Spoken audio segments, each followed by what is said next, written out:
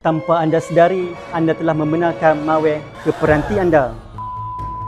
Scam APK adalah scam yang sering berlaku. Scammer akan perangkap mangsa dengan menghantar malware ke telefon mereka. Scammer akan menyebarkan pautan atau menghantar fail APK melalui aplikasi seperti WhatsApp dan Telegram. Mereka kemudiannya mengarahkan mangsa untuk muat turun aplikasi tersebut.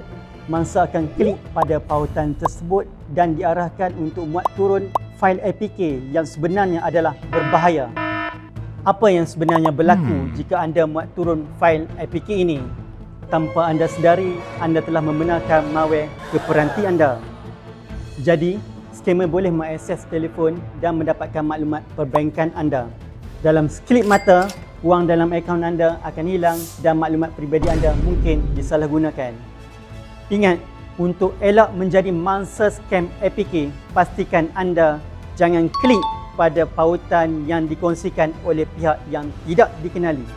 Semak terlebih dahulu dan elakkan memberi kebenaran kepada mana-mana aplikasi dengan mudah.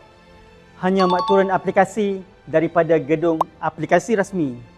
Lindungi diri anda daripada menjadi mangsa.